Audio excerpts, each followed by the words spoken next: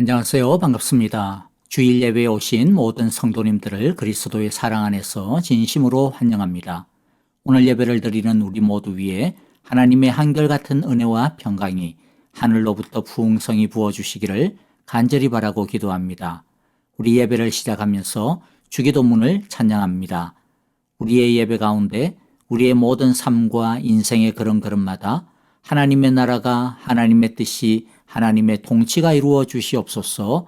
이러한 믿음의 고백으로 함께 찬양하겠습니다.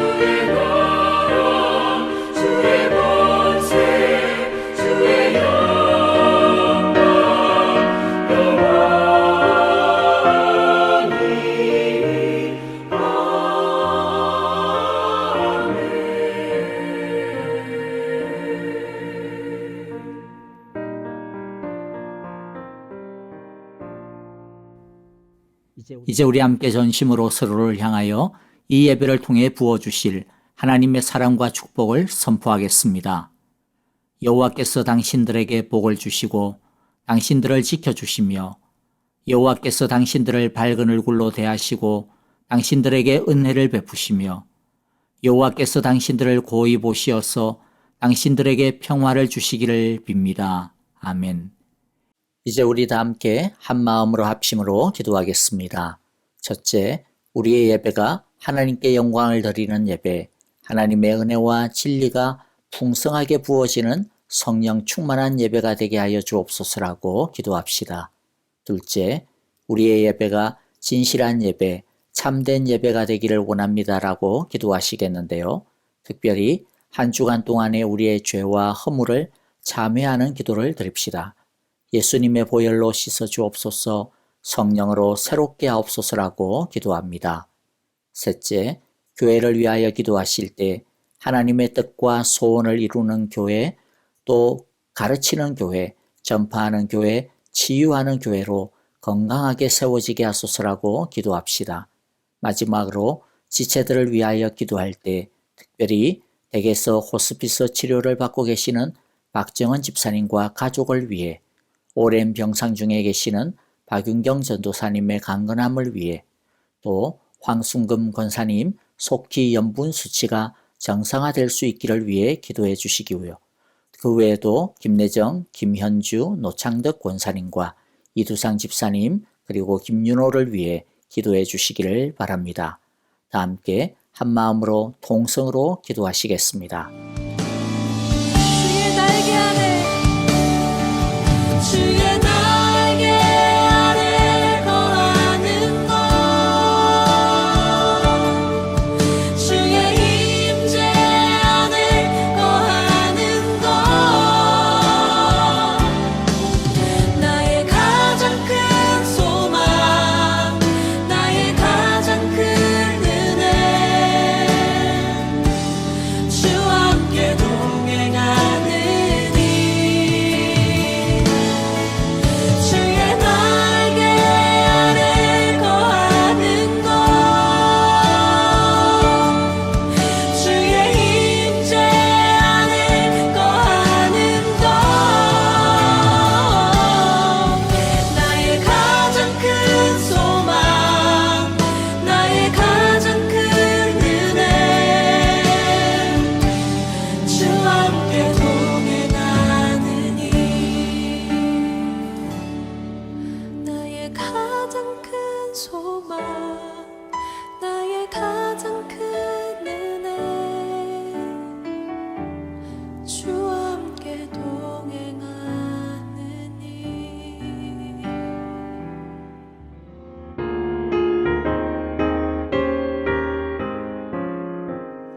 슬픈 마음 있는 사람 예수 이름 믿으면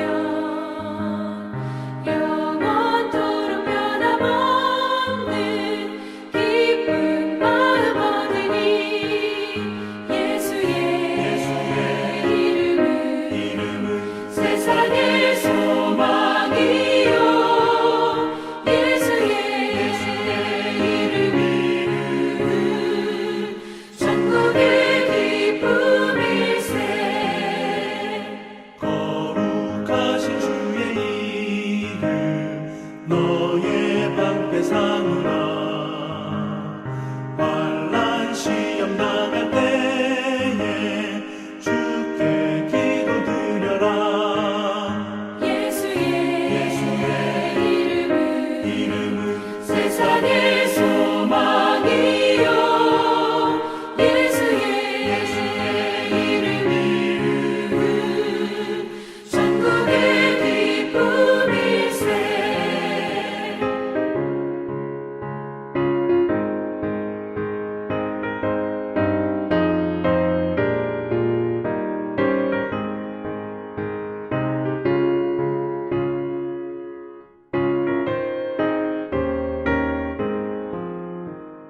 존귀하신 주의 이름 우리 기쁨 되도다. 주의 품에 안길 때에 기뻐 찬송 부르리. 예수의 이름은 세상의 소망이요 예수의 이름은 천국의 기쁨일세. 우리 갈 길 나간 후에 보좌 앞에 나아가 왕의 왕께 경배하며 면류관을 드리리. 예수의 이름은 세상의 소망이요 예수의 이름은 천국의 기쁨일세.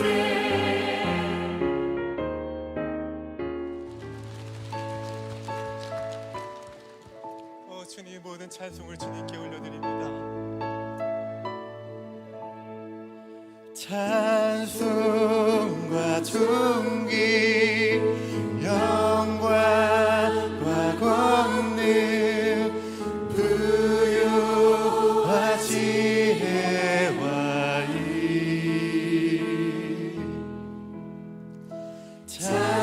찬송과 존귀 영광과 권능 부요와 지혜와 이 모두 주께 주님께 보좌 위에 앉으신 주님 모두 주께 주님께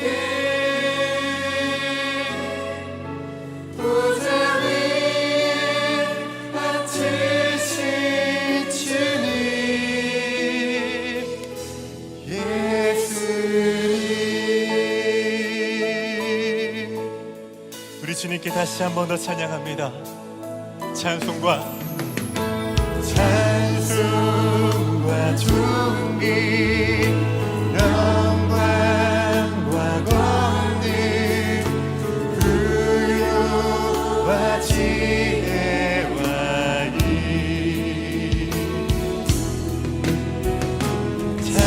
찬송과 존귀 영광과 권능 부요와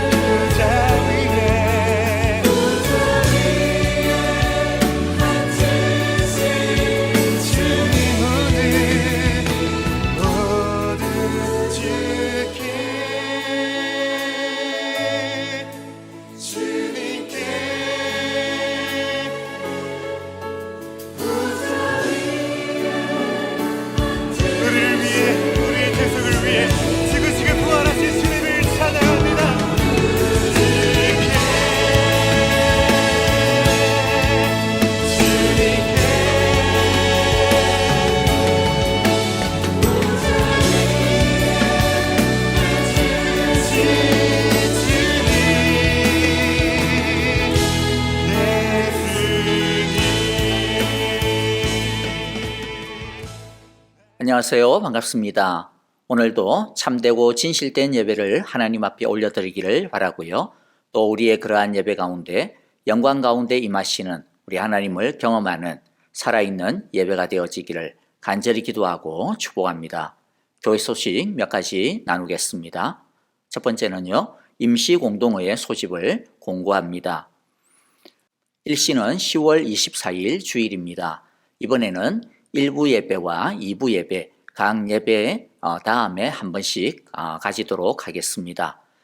대상은 사랑의 교회 입교 교인입니다. 즉 본교회 등록 교인으로서 세례와 입교를 받으신 분들입니다.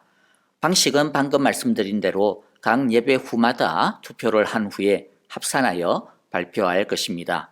가결 정족수는 총 유효 투표수의 3분의 2 찬성입니다. 안건 및 설명을 드리겠는데요. 설명을 위해서 세 부분으로 나누어서 여러분들에게 말씀을 드리고자 합니다.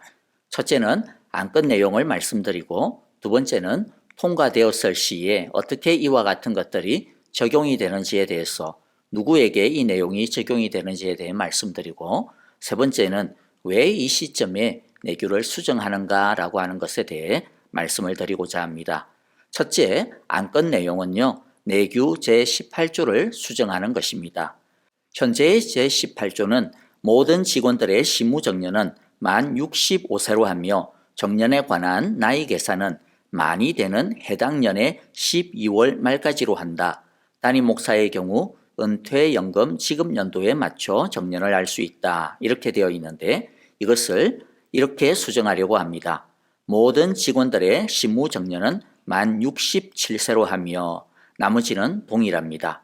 자, 그래서 만 65세를 만 67세로 바꾸려고 하는 수정안을 여러분들에게 내는 것입니다.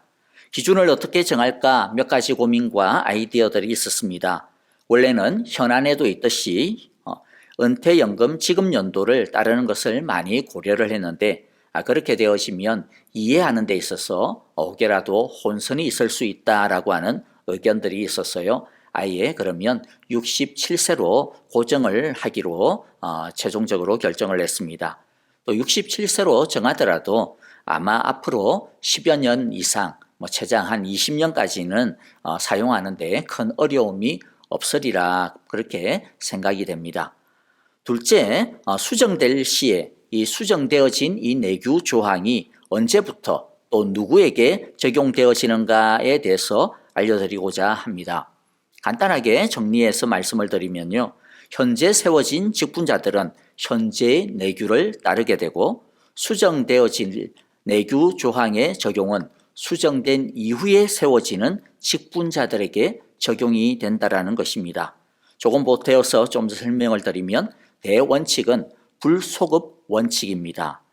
그래서 사실 수정된 조항을 현재 직분자들에게 적용해 볼 수 있는 방안들이 있을 수도 있겠지만은, 그러나 불소급 원칙을 적용하는 것이 좋다. 그게 더 옳다라고 현재 당회원들이 의견을 정리하였습니다.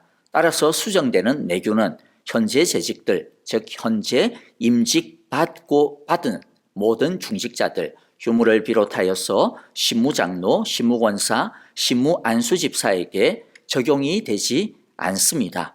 현재 중직자들은 현재의 내규에 의하여서 세워진 분들이기 때문에 현재의 내규의 정년을 적용받는 것이죠. 즉 예를 들면 현재 당의 장로님들은 현재 내규대로 65세에 실무 은퇴를 하게 되는 것이고요. 단 서리집사의 경우에는 서리집사는 임기가 1년이기 때문에 서리집사는 모두 다 수정된 내규에 따라서 적용이 되게 될 것입니다. 그러므로 혹여라도요, 현재 당회원들이 자신들의 임기를 연장하기 위해서 이거 바꾸는 거 아니냐라고 하는 그런 오해는 추호도 없으시기를 바랍니다. 사실 그렇게 오해를 할 소지도 있겠다, 또 그런 오해를 혹시라도 한 사람이라도 하지 않을까라고 사실 많이 걱정이 되고 신경이 쓰였습니다. 그럼에도 불구하고 이번에 이 내규를 수정해야 되겠다라고 제안하는 것은요, 바로 다음 세대를 위해 지금 하지 않으면 안 되기 때문입니다. 그래서 세 번째, 왜 이것을 지금 수정해야 하는가에 대해서 설명을 드리겠습니다. 그 중에 첫 번째는요, 전에도 말씀드렸듯이 고령화 사회로의 변화에 따른 오늘날의 이러한 변화를 위시하여서 또 교회 안에서도 여러 가지 여건들이, 상황들이 변화가 되었기 때문입니다. 예를 들어 불과 20여 년 만에 고령화 사회, 100세 시대가 되었습니다. 그 당시에 65세라고 하면 그래도 꽤 나이가 들었다, 그렇게 여겨졌습니다. 그러나 지금은 65세라고 하면 아직 팔팔하다라고 다들 느끼시죠. 육체적인 상태뿐만 아니라 마음도 그렇고 정신도 예전과는 비교할 수 없을 정도로 건강해지고 젊어진 것입니다.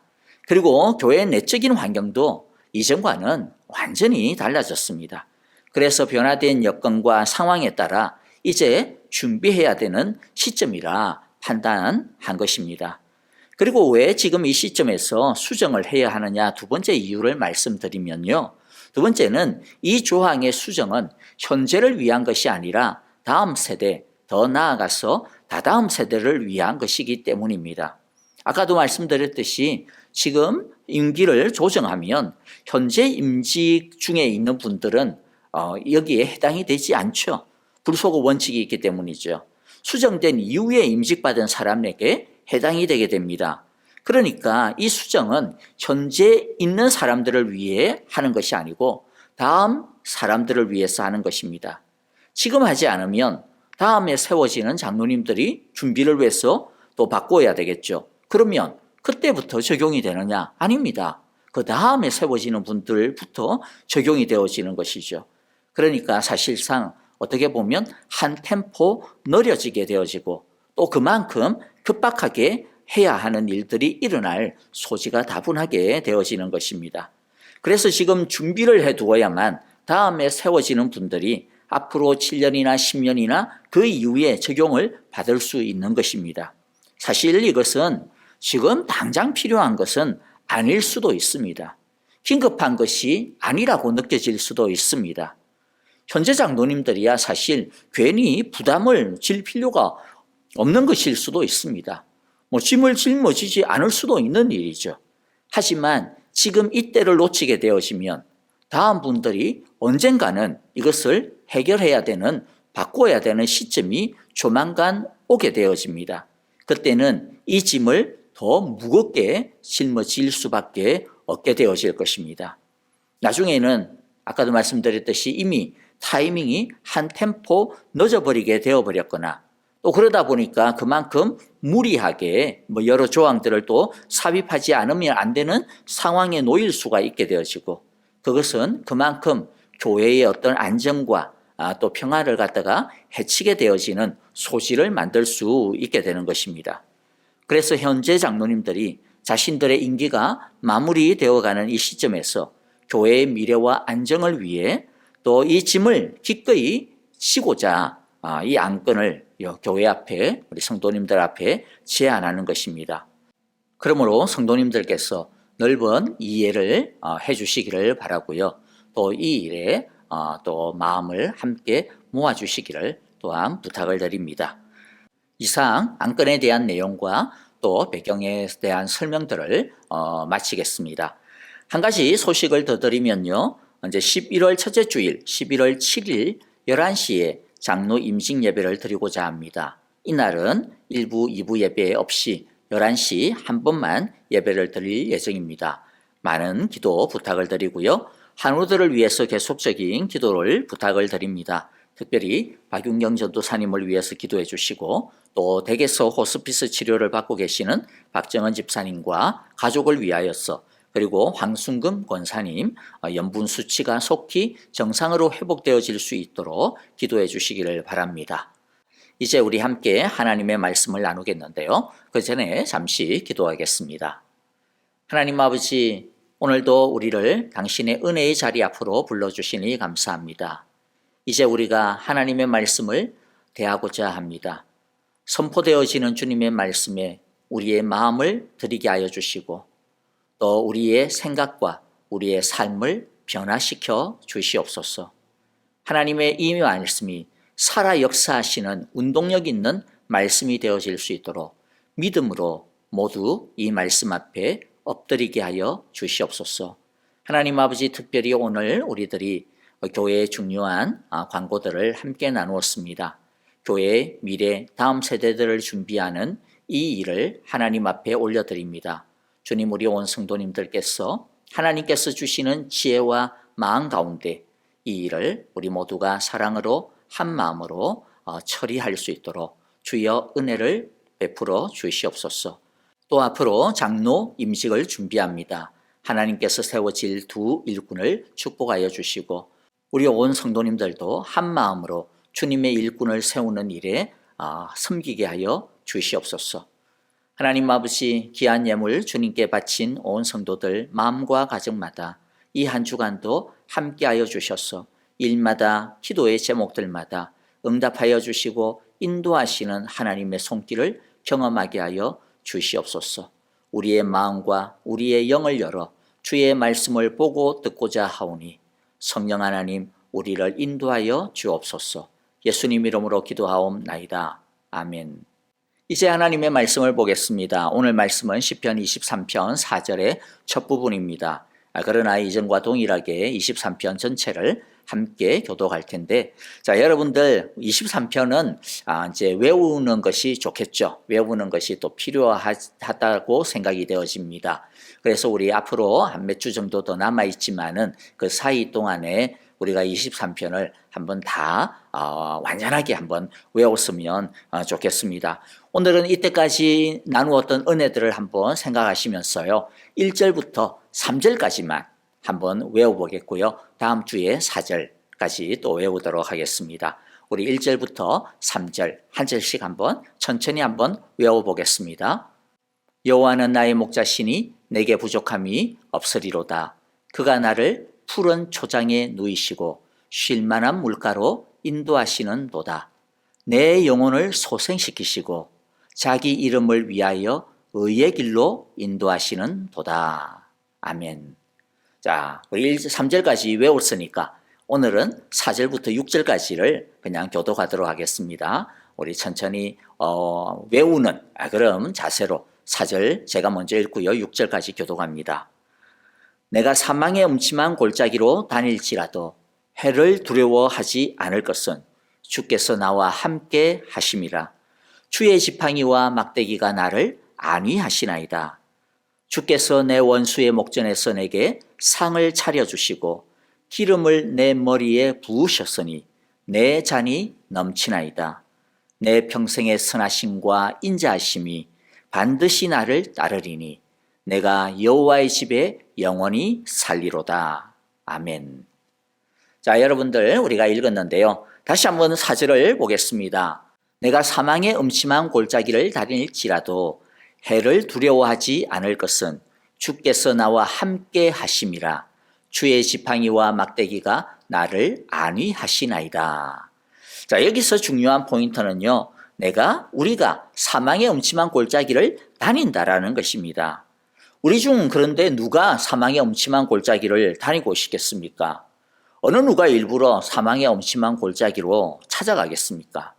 그랜드 캐년이나 그러면 찾아가겠지만은 사망의 음침한 골짜기는 절대로 가고 싶어 하지 않을 것입니다. 저도 마찬가지고요. 우리 모두 사망의 음침한 골짜기가 아니라 푸른 풀맛, 쉴만한 물가로 고속도로처럼 뻥 뚫려 있는 그런 평탄한 길을 걸어가고 싶어 합니다. 사실 우리가 애들 보고 공부해라 그렇게 하는 이유가 뭡니까? 애들 막 이렇게 잔소리 한다라고 막 애들 막 눈치를 하는데 그럼에도 불구하고 끝까지 그렇게 공부하라고 말하는 이유가 뭡니까? 그것은 우리 아이들이 나중에 사망의 음침한 골짜기가 아니라 평탄한 하이웨이와 같은 그들의 인생을 좀 살아가기를 바라기는 마음 때문이 아닙니까? 여러분, 우리가 왜 그렇게 죽자라고, 왜 그렇게 피곤한데도 불구하고 막 그렇게 운동 열심히 하고 먹고 싶은 거 참아가면서 다이어트하고 왜 그렇게 합니까? 사망의 음침한 골짜기를 피하고 싶었었죠. 그런데 시인은, 성경은 무엇이라고 말하느냐 하면은 사망의 음침한 골짜기를 다닐지라도 라고 이야기합니다. 이 말은 혹시 너희가 사망의 엄침한 골짜기를 다닐지도 몰라. 혹시 모르는데 이렇게 이야기하는 것이 아니고요. 이 말은 도리어 너희는 앞으로 사망의 엄침한 골짜기를 반드시 다니게 될 거야. 그건 피할 수 없는 거야. 그 골짜기를 안 다닐 수 있는 사람은 아무도 없어. 누구나 반드시 다니게 돼. 그렇게 말씀하고 있는 것입니다. 그래서 오늘 우리는 크게 두 가지 주제를 살펴보려고 합니다.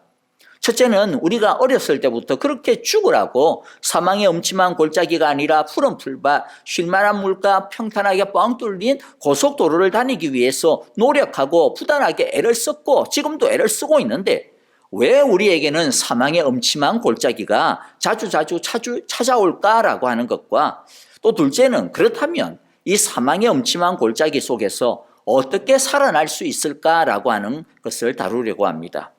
둘째 주제는 오늘 사실 좀 맛배기만 보고요. 다음 주에 좀 더 심도 있게 나눌 수 있을 것 같고요. 자, 첫 번째 주제부터 보겠습니다. 왜 우리에게는 사망의 엄침한 골짜기가 자주 찾아오는 것일까? 자, 이것에 대해서 우리는 두 가지로 나누어서 생각을 할 텐데요. 그 중에 첫 번째는 우리가 살고 있는 세상 자체, 우리라고 하는 우리의 이 존재 자체가 사망의 엄침한 골짜기를 다닐 수밖에 없는 그런 존재라고 하는 것입니다.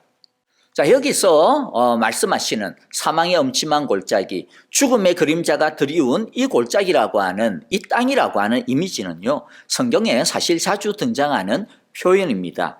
대표적으로 예수님이 이 땅에 오신 그 모습을 우리에게 설명을 해 주시는데요. 마태복음 4장 15절부터 16절입니다. 스불론과 납달리 땅, 요단강 건너편 바다로 가는 길목, 이방 사람들의 갈릴리, 어둠에 앉아있는 백성이 큰 빛을 보았고, 여기서 빛은 예수님을 이야기합니다. 또 그늘진 죽음의 땅에 앉은 사람들에게 빛이 빛이었다. 자, 여기서 그늘진 죽음의 땅이라고 하는 말이 바로 사망의 엄침한 골짜기라고 하는 말과 같은 뜻입니다. 그런데 이 그늘진 죽음의 땅이라고 하는 것이 요단강 동편에 있는 갈릴리 지역에 있는 그 땅만 해당되어지는 것이 아니죠. 세상 전체를 사실 이야기합니다. 여러분, 우리가 그렇게 사랑하는 세상, 우리가 그렇게 죽으라고 좋아하는 이 땅이 어떤 곳인지를 우리는 분명히 알아야 합니다. 우리는 이 세상이 어떻다라고 하는 것을 너무 자주 잊어먹습니다.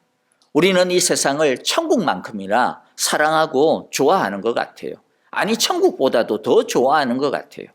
그래서 어떻게 해서라도 조금이라도 이 세상에서 더 살고 싶어 하지 않습니까? 우리는 이 세상에서 조금만 더 내가 돈을 가지고 있다면, 내가 조금만이라도 더 힘이 세다면, 조금만 더 내가 건강하다면, 조금만 더 내가 뭔가 더 많이 있다면 나는 더 진짜 재밌게 살 수 있을 것 같은데 그렇게 생각을 합니다. 이 세상은 아무 문제가 없고 내가 모자라서 문제고 내가 부족해서 문제이고 내가 가지지 못해서 내가 약해서 문제라고 생각을 합니다. 그래서 내가 채워지기만 하면, 내가 강해지기만 하면, 내가 건강해지기만 하면 이 세상은 정말로 살맛나는 세상이 될 거야, 정말로 좋은 것일 거야 라고 생각을 하는 것이죠. 그래서 우리는 미친 듯이 뭔가를 채우려고 애를 씁니다. 그런데 여러분, 문제는요, 그냥 이 세상이 미친 세상입니다. 그냥 이 세상이 문제덩어리라는 것입니다. 그리고 문제는 그냥 우리 자신입니다. 있고 없음의 문제가 아니라 우리 존재 자체가 문제라는 것입니다. 착각하시면 안 됩니다. 이 세상을 한번 보세요. 여러분들 이 세상 보면서 자세히 보십시오. 미친 세상 아닙니까? 광기가 서여 있는 세상이 아닙니까? 예를 들면 악성 댓글 아시죠? 악성 댓글. 아무 관련이 없으면서 기분이 나쁘기 때문에 그냥 또 아무것도 모르면서 그냥 자기의 쓰레기와 같은 그런 감정을 막 퍼붓습니다. 그로 인해 가지고 얼마나 많은 사람들의 인생이 망가지고 인격이 망가지고 나중에는 결국에는 괴로워하다가 얼마나 많은 사람들이 자살을 합니까? 어떻게 보면요, 이 세상에는 자기도 모르게 살인을 저지른 사람들이 너무 많이 있을 거예요. 너무도 많은 살인자들이 자기가 무슨 일을 했는지도 모른 채 살아가고 있다라고 생각이 됩니다. 제가 좀 너무 심하게 표현을 했습니까? 그런데 여러분, 정말 정직하게 말하면 그렇다라고 표현을 해도 과언이 아니라고 생각이 됩니다. 근데 그게 그들만의 문제가 아니죠. 우리 안에도 다 그와 같은 그늘진 마음들이, 죽음과 같은 마음들이 있습니다. 다행히 드러나지 않았을 뿐이죠. 그리고 각종 혐오 범죄는 어떻습니까? 여자라고 얕보고 남자라고 혐오하고 피부 색깔로 차별하고 어느 출신이냐에 따라서 구별짓고, 또 여러분들 코로나도 한번 보시면 이러한 어떤 혐오뿐만 아니라 이 코로나라고 하는 것을 볼 때 진짜 이 세상이 그늘져 있다라고 하는 것을 강하게 느끼지 않습니까? 코로나에 의해 가지고 얼마나 많은 사람들이 죽었습니까? 고통당합니까? 그리고 이 세상에 퍼져나가고 있는 각종 테러들, 기상이변들, 그리고 사회의 각가지의 부조리함들, 이 모든 것들이 이 세상에 드리워진 광기들이고 죽음의 음침한 기운들인 것입니다. 우리가 그렇게 조화라고 죽어 마다하지 아니하는 이 세상이 사실은 이런 죽음으로 덮여 있다라고 하는 것을 우리는 알아야 합니다. 제가 이것을 말씀드리는 이유는, 아니 성경이 이것을 알아야 된다라고 우리에게 말씀하시는 이유가 있는데요. 그게 뭐냐면, 첫째는요, 사망의 그늘이 없는 인생은 없다라고 하는 것을 알라라는 겁니다. 사망의 음침한 골짜기를 지나지 아니하는 사람은 아무도 없다. 그래야 인생에 대하여서 놀라지 아니하고 준비할 수 있고 제대로 살 수 있기 때문입니다. 여러분 혹시 지금 사망의 음침한 골짜기를 나는 지나가고 있다라고 생각하시는 분들이 있습니까? 놀라지 마시기 바랍니다. 이상한 게 아닙니다. 그리고 당신만 그런 게 아닙니다. 그러니까 당신이 남들보다 나는 재수가 없었어, 나는 정말 못나서 그런 거야, 여러분 그렇게 생각할 필요가 없는 거예요. 만일 지금 사망의 골짜기를 지나고 있지 아니하고 다행히도 어쩌면 이미 사망의 그 골짜기를 지나왔습니까? 만일 그렇다고 한다면 감사해야 되는 것이죠.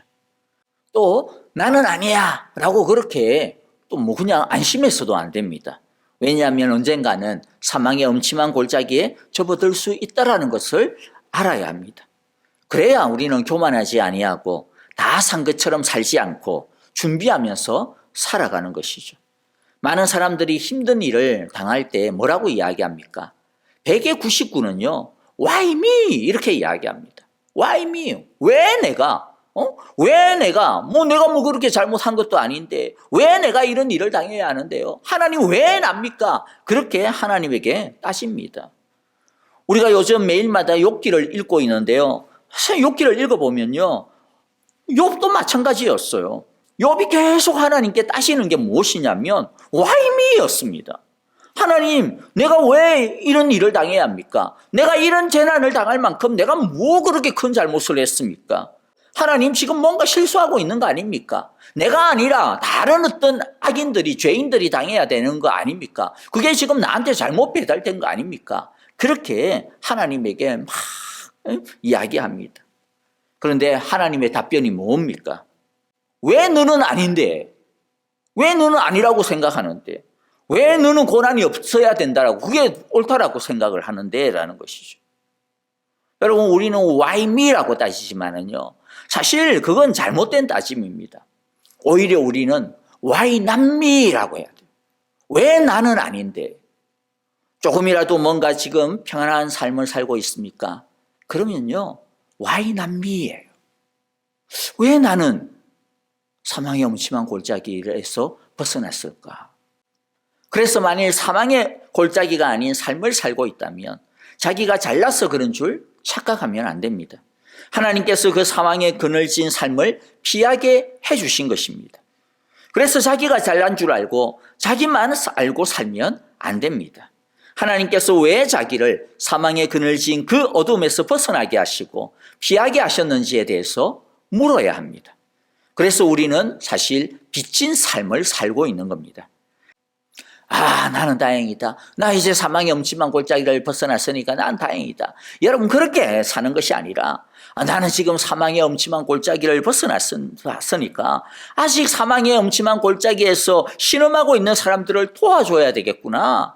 하나님께서 나를 먼저 건져주신 것은 나로 하여금 사망의 풍랑 속에서 허우적거리고 있는, 빠져있는 저 사람들을 구원해 하라고, 구원의 밧줄을 던지라고, 도움의 구명정을 띄우라고 나를 먼저 건져주신 것이구나. 그런 자세로 우리가 살아야 하는 것입니다.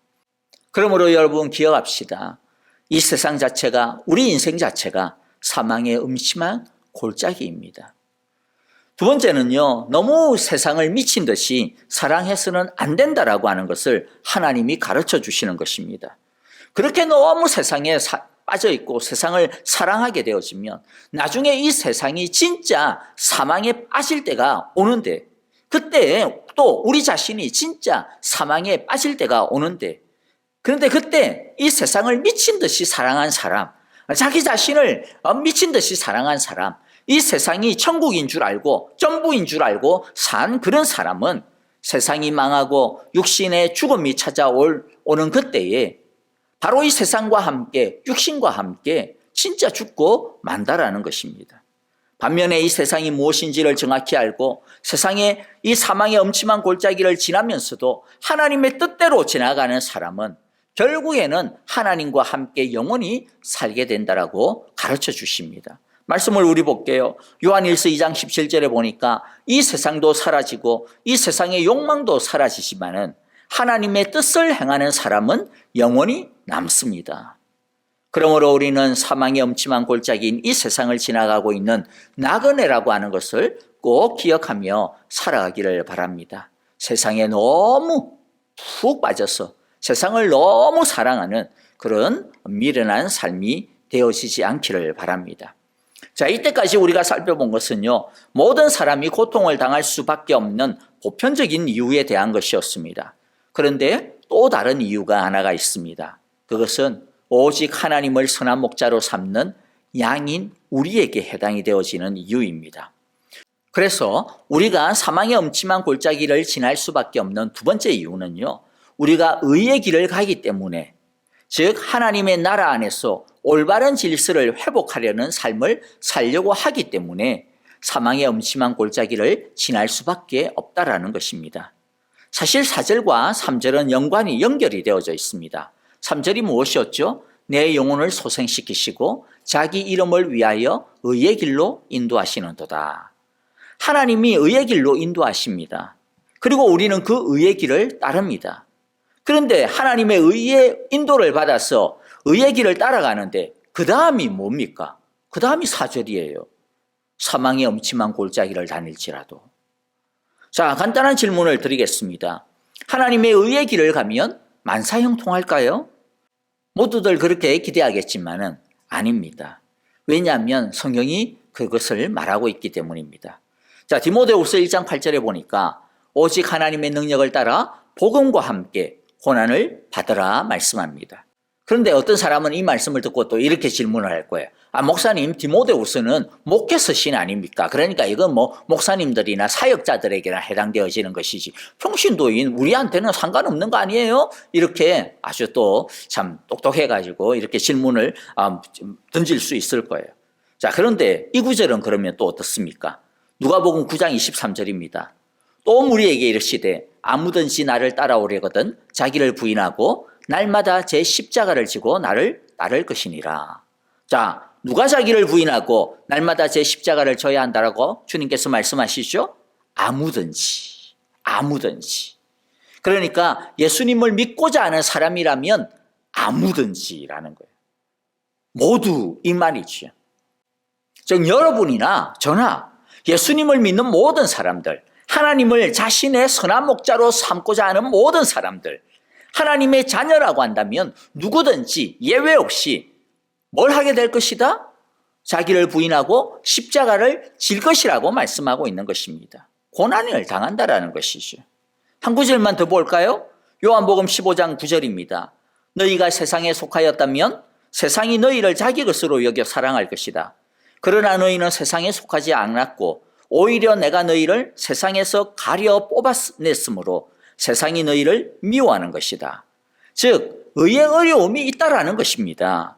의의 길을 가면 고난이 사망의 그늘진 그러한 골짜기가 온다라고 하는 것을 우리는 잊어서는 안 됩니다. 우리 성도님들 중에서도 하나님을 위하여 특별히 좀 더 열심으로 살아보겠다라고 그렇게 결단한 사람들이 많죠. 그래서 사실 이번에 세워지는 장로님들 뭐 또 기존의 직분자들 다 마찬가지입니다. 그런데 여러분들 그렇게 내 하나님을 위해서 한번 살아봐야 되겠다. 그러면 뭐 다 박수 칩니까? 항상 그런 게 아닙니다. 오해도 많이 받고요. 욕도 많이 듣고요. 그래서 내가 뭐 이러려고 이러나 이런 자괴감에 빠지게 되어지기도 합니다. 근데 그런 각오 없이 섣불리 내 하나님을 위해서 뭔가 하겠습니다. 그렇게 해서는 안 됩니다. 사람한테 인정받고 좋은 소리를 들을 기대일랑은 아예 사실은 접어두셔야 합니다. 물론 인정해주고 또 칭찬해주고 좋은 소리 해주고 그러면 좋죠. 감사하죠. 사실 교회라면 당연히 그렇게 하는 것이 옳습니다. 그런데 항상 그렇게 되어지는 게 아니니까 문제인 거죠. 갑자기 오해받기도 하고요. 욕먹기도 하고 그러면 자기도 사람이다 보니까 성질도 나고 속상하게 되어지기도 하고 그렇게 되어지죠. 그렇기 때문에 아예 그냥 낮추라는 겁니다. 그런 기대하지 말라라는 것이죠. 그런데도 불구하고 인정해주면 감사하고 칭찬해주면 너무 고마워하고 더 힘내고 그렇게 하자라는 것이죠. 제가 우리 교회에서 이제 예를 들면 좋겠지만은 그런데 또 교회에 또 성도님들을 가지고 예를 들면 조심스러우니까 제가 그냥 한국에서의 예를 들도록 하겠습니다. 제가 한국에서 사역을 했던 사랑의 교회는 이제 목장이라고 하지 아니하고요. 다락방이라고 합니다. 그리고 목자라고 하지 아니하고 순장이라고 하는데요. 한 여자 순장님에 대한 이야기를 좀 나누겠습니다. 이분은 진짜 이름만 대면 다 아는 그러한 회사의 회장님 부인이었어요. 회장님 사모님이었습니다. 근데 이분이 이제 순장을 맡아서 다락방을 인도하는데요. 매주 이제 다락방을 합니다. 매주 우리 여자 다락방 같은 경우에는 대부분 목요일이나 금요일 오전에 했는데요. 이제 매주 일일이 연락을 해서 오냐 안 오냐 이제 묻고 이제 또 온다 그러면 이제 밥을 또 준비하고 또 순원들에게 무슨 일이 있으면 막 찾아가고 또 도와주고 그런데 그렇게 열심히 하는데요. 제가 봐도 순원들이 너무 무리한 거예요.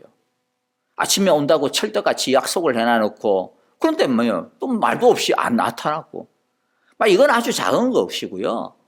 하여튼 이제 이런 일을 당할 때마다 얼마나 속상하시겠어요.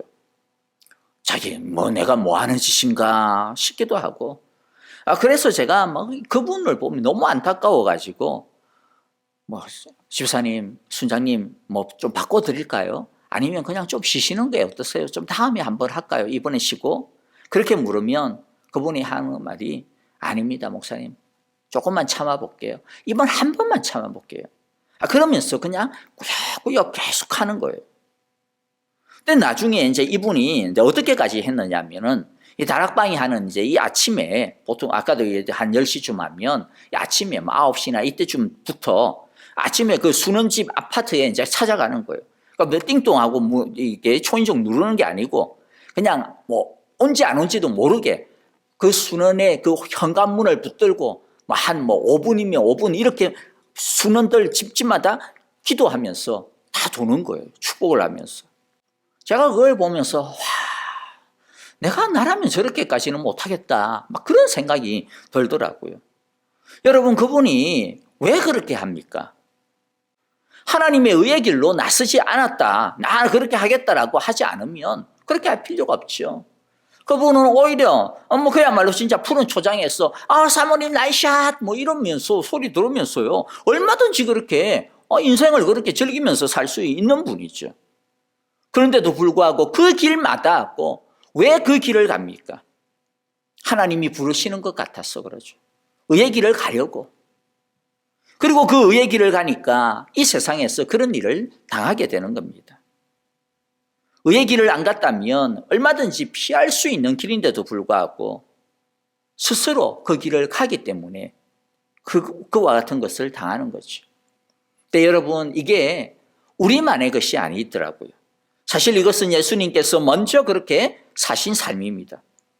예수님이 왜 하나님으로서 영광을 부리시고 천한 사람이 되었습니까?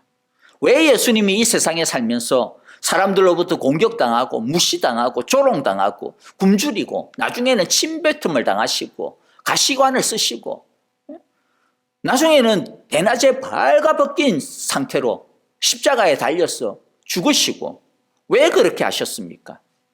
하나님의 의의 길을 가셨기 때문이죠. 예수님도 의의 길을 가시고자 할 때에 십자가의 길, 사망의 음침한 골짜기를 피할 수가 없었습니다. 그러므로 우리 자신이 나도 예수님의 길을 가보겠다. 여러분, 이게 목사가 되는, 사역자가 되는 그게 아니라고 이야기했죠. 하나님께 가까이 가겠다. 내가 제대로 예수님 한번 믿어보겠다. 내가 제대로 하나님의 의의 길을 살아보겠다. 선한 목자이신 예수님 하나님의 인도를 받아보겠다. 하나님을 한번 제대로 믿어보겠다. 이게 의의 길을 가는 것이거든요. 이렇게 의의 길을 걸어가려고 결단하고 그렇게 살면 어떻다고요? 누구든지 예수님과 같은 길을 갈 수밖에 없다. 사망의 엄침한 골짜기를 갈 수밖에 없다. 옵션이 아니라는 것입니다. 우리가 이것을 알아야 합니다. 여러분, 혹시 한국의 옛날 가수 중에 강산해라고 하는 가수를 아시는지요? 그 가수의 유명한 노래 중에 거꾸로 강을 거슬러 오르는 저 힘찬 연어들처럼, 이런 노래가 있습니다. 여러분, 연어 아시죠? 알을 낳기 위해 가지고 수천 마일의 바다를 갔다가 헤엄치고 나중에는 자기가 태어났던 그곳으로 가기 위해서 그 생강줄기를 갖다가 마지막 남은 힘을 짜내어 가지고 그슬로 올라가는 그러한 속성이 있지 않습니까? 여러분, 우리가 반드시 알아야 하는 것이 무엇이냐면, 그리스도인이란 누구냐면, 그리스도인은 세상이라고 하는 이 물결을, 강줄기를 갖다가 그슬로 올라가는 연어와 같은 존재라고 하는 것입니다. 그것은 사역자나 그런 사람만이 아닙니다. 우리 모두가 다 그런 사람입니다. 예수님의 말씀처럼 아무든지 우리들이 이 세상의 강물을 거슬러 올라가는 연어처럼 살아가는 모습을 성경은 청지기의 삶에 비유를 합니다. 많은 사람들이 하나님으로부터 많은 것을 받은 넉넉한 청지기가 되고 싶어 하죠. 왜 되고 싶어 합니까? 많이 가지면 많이 누릴 줄을 알고, 많이 가지면 많이 쓸 줄을 알고, 많이 가지면 내가 더 편안하게 살 줄을 알고, 많이 가지면 내가 하고 싶은 대로 다 할 줄을 알고, 그래서 더 많이 가진 청지기가 되고 싶어 합니다. 그런데 여러분, 진짜 오해입니다. 그런 청지기는 세상에서 말하는 청지기예요. 세상의 강물을 따라서 내려가는 청지기입니다. 하나님이 말씀하시는 청지기의 정신이 뭐냐면 그게 아닙니다. 세상의 물길을 거슬러 올라가는 연어와 같은 청지기는 뭐냐면, 진짜 청지기가 되어지면 많이 가지면 불리해지는 거예요. 오히려 세상적으로 보면 많이 가지면 가질수록 책임이 많아지기 때문입니다. 세상의 청지기는 다 자기 것이라고 말하죠. 그러나 하나님의 청지기는 자기가 가지고 있음에도 불구하고, 자기가 노력해서 자기가 얻어낸 것임에도 불구하고 자기 것이 아니라는 거 이야기하는 겁니다. 누구 겁니까? 하나님의 것이라는 것이죠. 자기가 뼈 빠지게 번 돈 누구 것이라고요? 하나님의 것이라. 하나님이 주신 거다. 하나님이 나에게 맡기신 것이다 라는 것이죠. 소유권은 하나님에게 있고 나는 단지 뭐다? 나는 하나님이 사용하라고 하는 대로 사용하는 사용권만 가지고 있을 뿐이다라는 것입니다. 돈만 그렇습니까? 아닙니다. 남편도 마찬가지입니다. 남편 내게 아니에요. 하나님 것입니다. 그러니까 내 맘대로 남편을 사용하면 안 됩니다. 아내를 사용하면 안 됩니다. 하나님이 사용하라는 대로, 하나님께서 쓰라고 하는 대로, 하나님께서 다루라고 하는 대로 해야죠.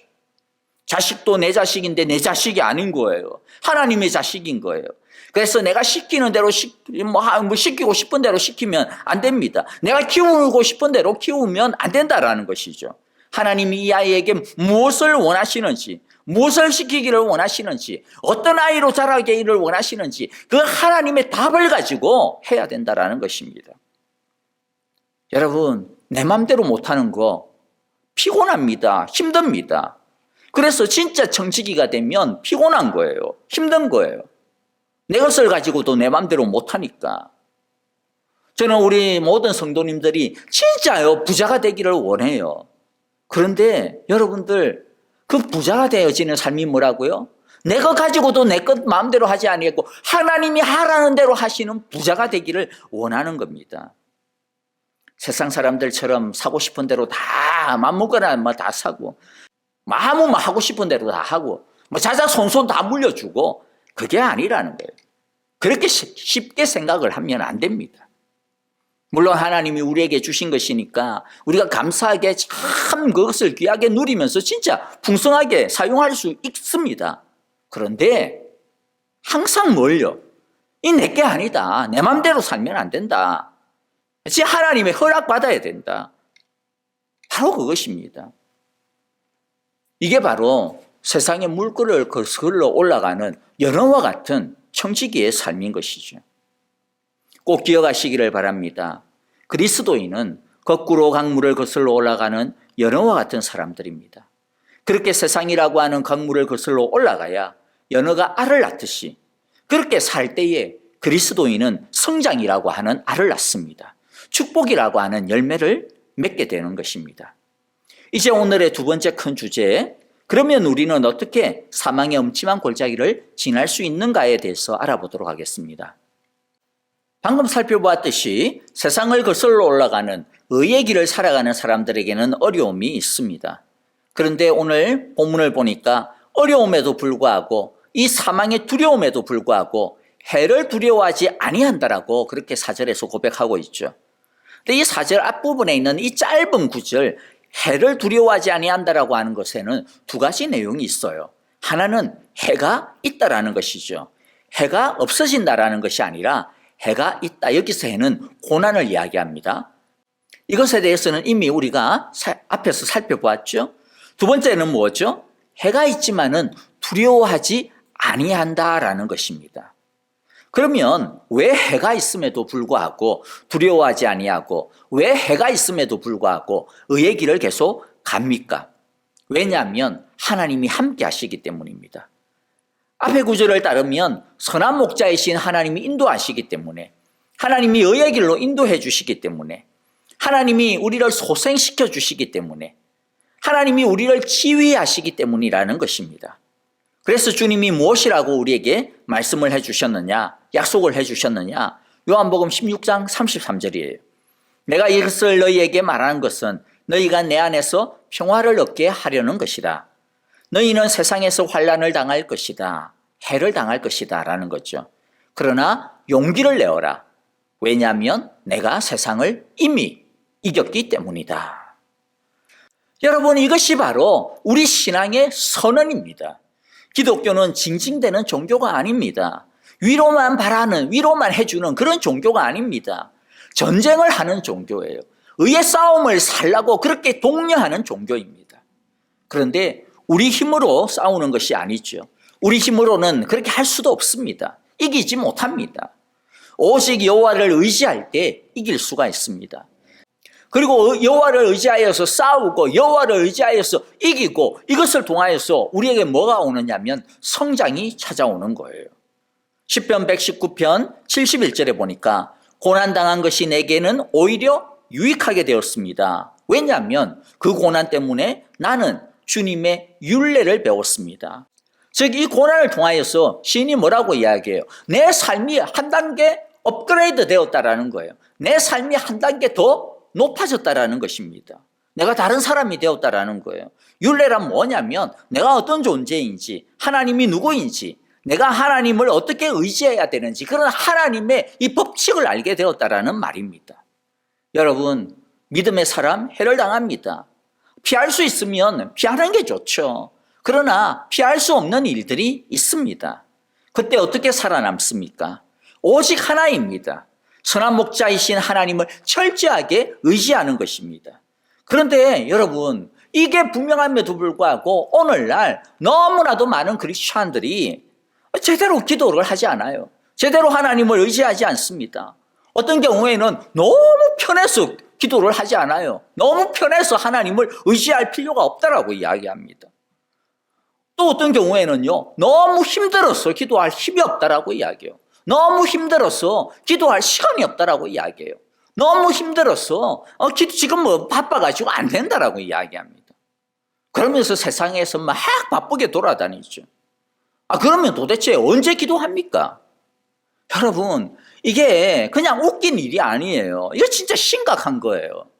왜냐하면 성경에서 하나님은 이것을 죄라고 이야기하기 때문입니다. 이것 때문에 재앙이 온다라고 이야기하기 때문입니다. 멸망당하기 전에 이스라엘이 딱 이런 모습이었거든요.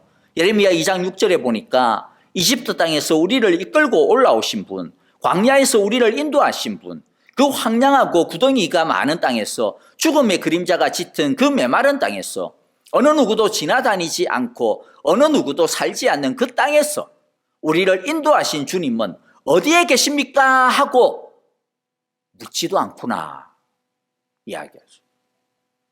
이렇게 주님을 찾지도 않고 묻지도 않고 그저 이 세상 속에서 살 길이 어디 있나 미친 듯이 찾고 있는 이들에게 하나님께서 뭐라고 경고하시는 줄 아세요?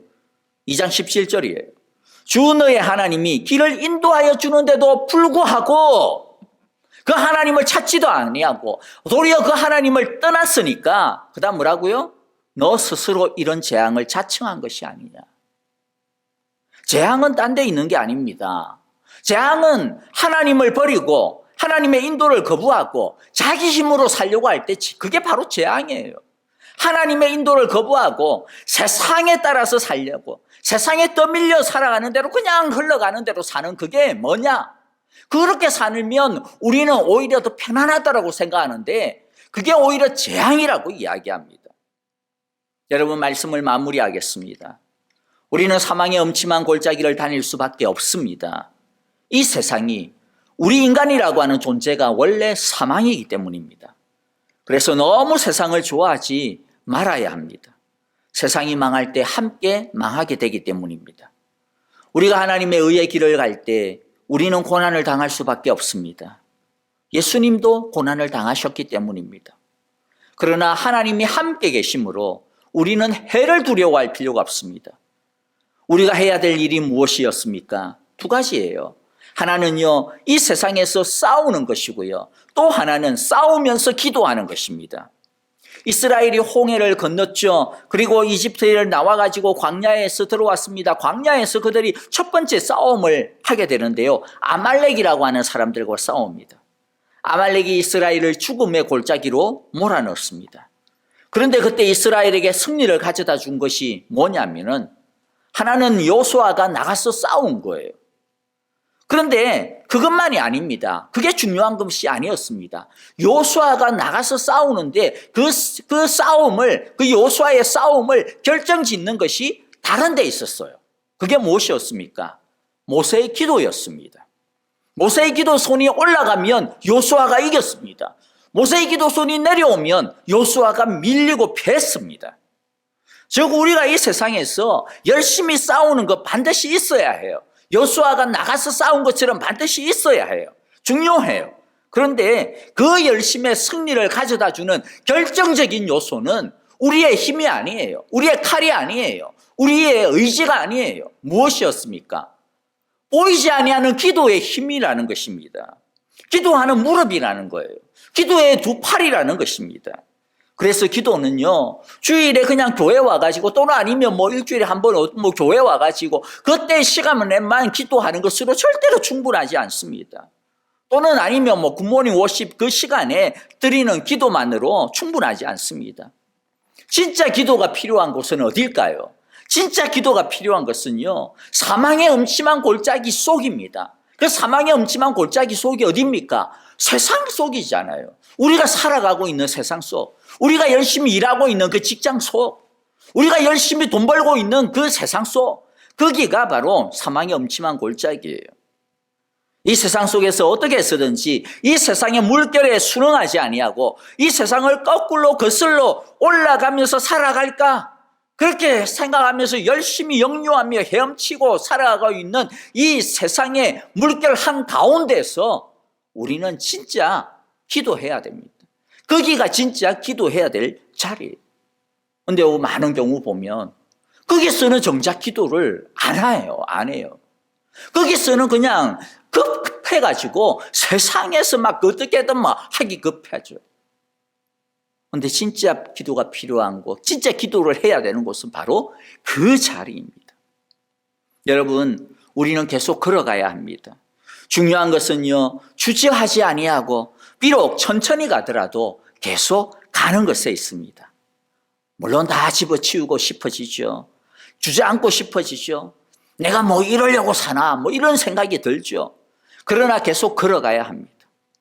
여러분, 우리가 걸어가는 이 사망의 음침한 골짜기는 그런데 끝이 없는 길이 아닙니다. 결국에는 끝이 있습니다. 주님이 적절한 때에 끝을 낼 것이라고 하는 것을 우리는 압니다. 그리고 그 끝은 예수님께서 이미 이루어 주셨듯이 부활입니다. 승리입니다. 영광입니다. 그러므로 우리 모두 끝까지 인내하여서 하나님의 좋게 비교할 수 없는 그 영광의 끝을 맛보게 되어지는 저와 여러분들이 다 되시기를 주님의 이름으로 축복합니다. 함께 기도하겠습니다.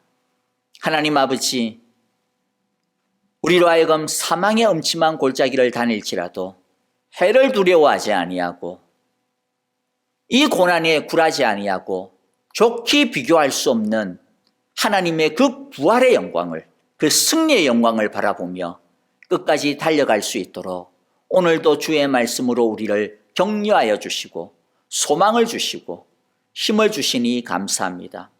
오늘 말씀 잇대어서 비록 천천히라도 주저앉지 아니하고 뒤로 물러서지 아니하고 한 걸음 한 걸음 뚜벅뚜벅 기도의 손을 들고 순종의 발걸음을 내딛는 우리 모두 되게 하여 주시옵소서.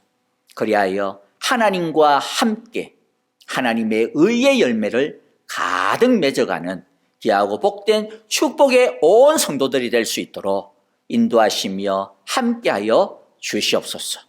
예수님의 이름으로 기도하옵나이다. 아멘. 이제는 우리 주 예수 그리스도의 크신 은혜와 하나님 아버지의 귀하신 사랑하심과 성령님의 인도하시며 우리와 늘 동행하여 주시는 신실하심이 이제 사망의 엄침한 골짜기로 다닐지라도 우리와 함께 하시는 하나님을 의지하여 해를 두려워하지 아니하고 물러서지 아니하고 한 걸음 한 걸음 천천히 뚜벅뚜벅 의의 길을 끝까지 걸어가기로 다시 한번 주님의 말씀 앞에서 헌신하고 다짐하고 약속하며 기도하는 함께 예배드리는 우리 사랑의 교회 온 성도들 위해 그리고 하나님께서 그들에게 맡겨주신 참으로 이 땅의 선한 기업들 위해 하나님께서 맡겨주신 귀한 가정과 자녀들 위해 모든 믿음의 걸음과 삶 위에 이제로부터 영원토록 함께 계시기를 축원하옵나이다. 아멘. 주 앞에 겸손히 나서 있네. 주 내 나자에게 주 앞에 죄인된 내 모습 보네. 죽어야 날 덮으셨네.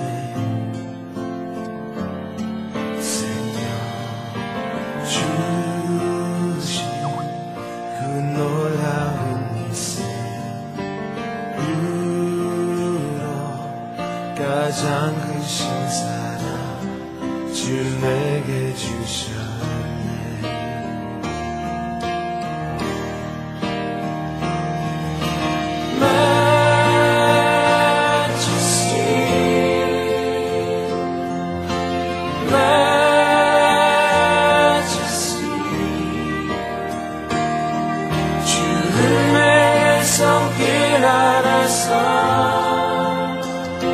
주의 능력으로 살아가리. Sing it, majesty,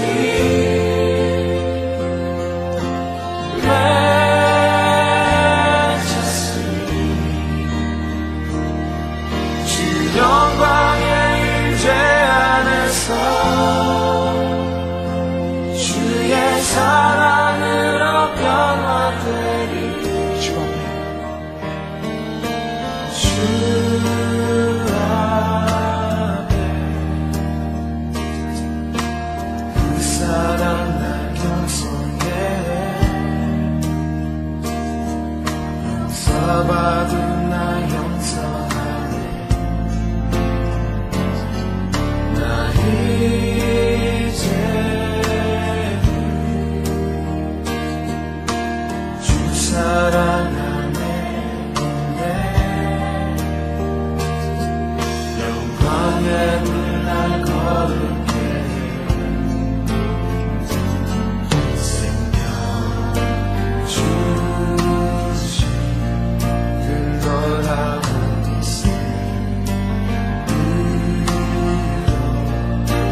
가장 크신 사랑 주 내게 주셨네.